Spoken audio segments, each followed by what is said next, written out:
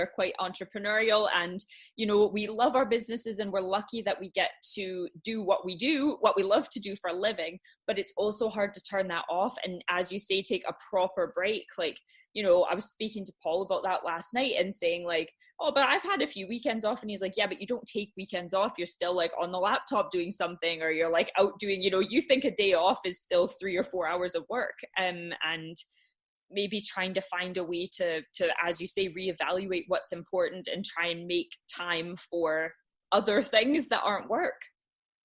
Yeah, 100%. I think that's such a big one. And, it just straight away, when your routine's taken away from you, and when you're self-employed, I suppose there's somewhat routine, but in somewhat there's always little adaptations and changes. But as well, it's cool to be resilient and get people moving, and everybody who's continued their movement, including you. I think that everyone who's done that has felt the benefits of that. And maybe a big thing at the end of this year, a lot of people have said to me is, wow, yeah, my fitness is better. Yeah, maybe I've lost weight, or maybe I've stayed the same, but the mental health benefits that movement has brought me throughout this year have been massive. And also, I'm such a bad one for finishing work and going, okay, I've worked so hard, so I deserve this big holiday. Or, maybe it's not a big holiday, but it's like, it's quite, I'll get excited, I get a bit spenny. I'm like, oh, I'm gonna treat myself, and of course that's fine, but just to be able to say, okay, well, what can I enjoy here? And like many others, I like went to decathlon and got myself a paddleboard and was like jumping in the water and doing big bike rides and getting out on the hills, and just taking it for complete love, and thinking, well, God, I'm so grateful that I'm not just, in a city where I'm confined in a city, and I can't leave. And, as much as, even I'm just going to use like Barcelona as an example. I knew that that was really on such a strict lockdown, and I couldn't imagine just being able to, even though it would have been warm and sunny, and I'm sure all of our skin and our bodies need it, like having to just be in and out and only wearing your mask, and it being really strict and maybe a bit suffocating. I don't feel we've had it as bad maybe as other places, even though the gyms have been really affected. So I'm grateful for all of it, definitely. That's another good point though, because I think most of us sort of feel like we deserve a vacation, and we do, and most of us try and get away on holidays, but there are lots of great things that we can do around us that we probably took for granted before. And even, we often at the weekend will like try and drive and like try a new trail, or like take the dog to a new beach or whatever to get out. And for a while at the start of lockdown, when we couldn't travel at all and we couldn't do that, I was like, oh, I really took that for granted. I was, I didn't realize how much I loved just like getting a change of scenery, even if it was only a half an hour drive. Yeah, I think so. And I think even though I'm saying that, I mean, and I do, and I'm grateful for Scotland, and I love it. It's so beautiful. But yeah, I'm absolutely dying for a bit of sun. Or just a wee bit further. And I think that's one thing that I hope that, say other places in the world, like, you maybe can't earn as much as you earn in the UK, but you have a better kind of life, sometimes a better life balance where you get breaks, or it's the activities are better. And I hope that this year maybe that people will take a bit more of a break, or they'll make more time to do outdoor activities as part of their routine in their week. I really want to cling on to the hope that we don't just come out of this and then all of a sudden everything goes 1,000 miles an hour again. I would love it if we could implement a little bit of that respite for all of us, because I don't actually think it was that healthy. I know that if lockdown hadn't happened, I probably would have just like absolutely gunned myself into the ground working again, and just been continuously creating more, probably quite egotistical work goals. Like, okay, I want to do another event. I want to do this. So it needs to be bigger. And I still feel like I want to progress, but not as a fast pace as before. Oh, I love it. I totally agree. That's a good one to take into 2021. And I think that's what a lot of people are saying. They feel like they've gotten some really good perspective and they've taken time to reflect, but now they need to make sure that as things become more normal again, whenever that happens, that they still hold on to this kind of newfound knowledge or this new perspective. So fingers crossed we can all do that moving forward. Oh God, I hope so. It's amazing to me what becomes the norm amongst a large group of people. I think almost every small business owner I know um, has commented at least at some point over the last 10 months how they realized that they were working way too much before lockdown hit.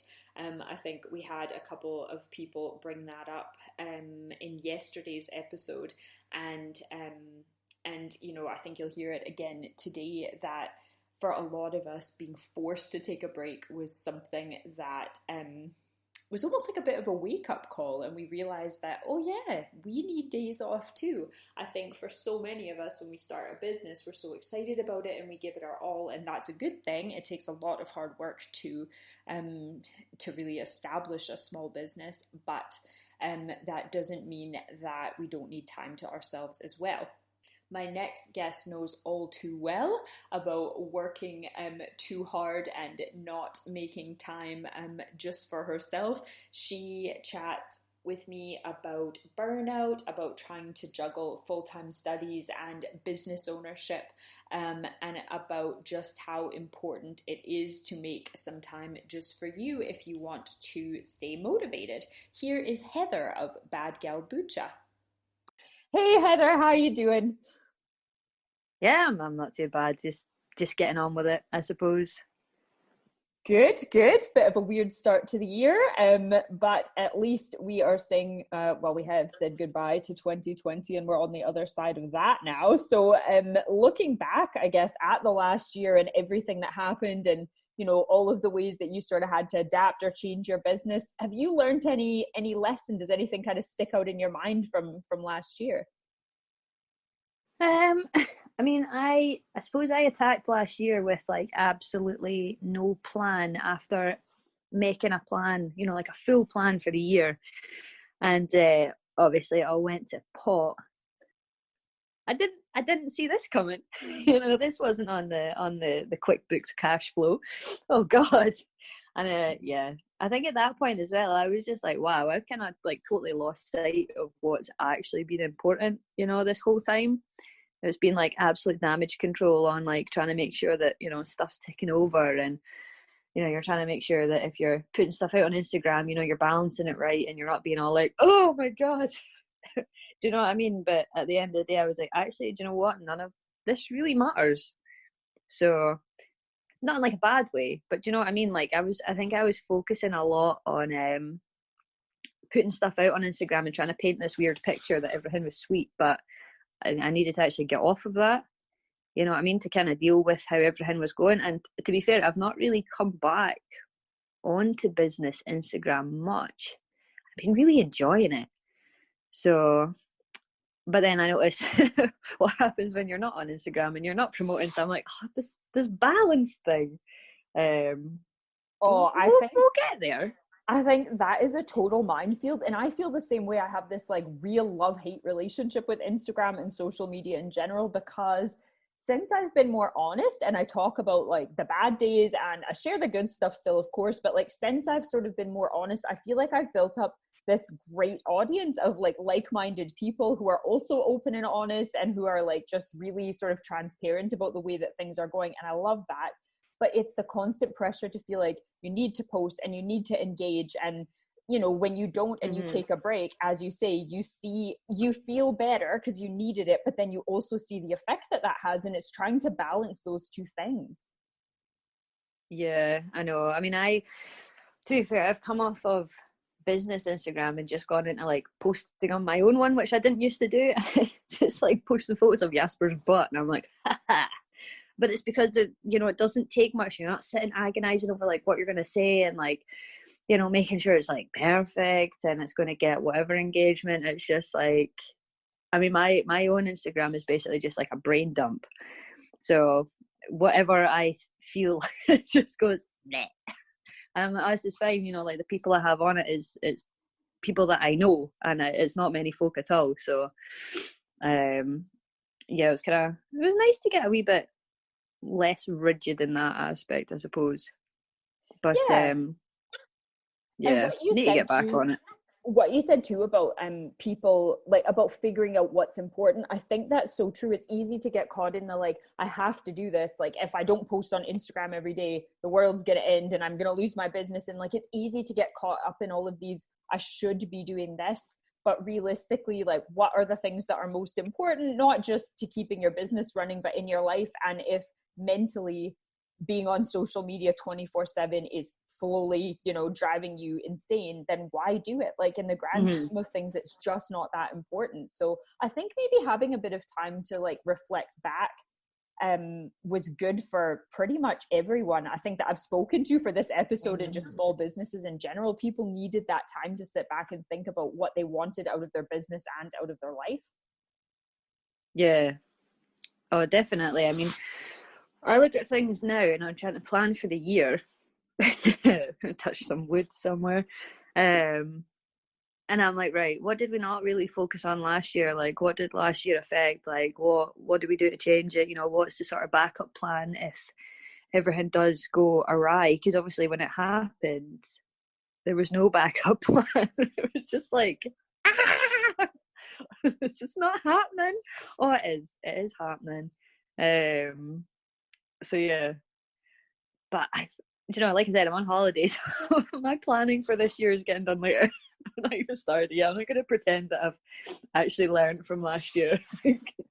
No idea what's going on. I'll do it on Friday. So yeah, it's just mad, really mad. Annoyingly as well, like, because I'm nursing student and small business owner, I see it from both, like, sides, and I'm always like, having this, like, inner turmoil about, like, lockdown. And I'm like, lockdown is good, but lockdown is bad. Well, lockdown, we need it, we need this, we need that. And it's just like, I can't make a decision on, like, what my thoughts are on it, because it's just constantly fleeting. So I'm like, nah, just put your phone away, go and scream in a corner, and then get back to it, and it'll be fine. So, yeah.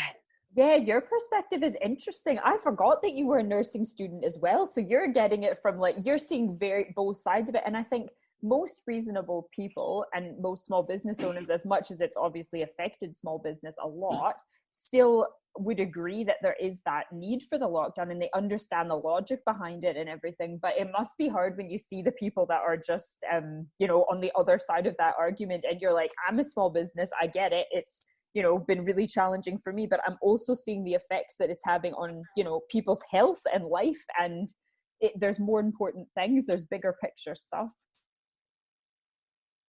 Oh yeah, I mean, I know other students who are on the bank and they're helping out with, like, vaccination clinics and stuff like that. And I'm like, do I go in the bank, help out at vaccination clinics, make a bit of money that way? There's no stress. There's no accounting to be done. There's no social media. You'd be making a difference. And I'm like, but do I want to do that? I don't know.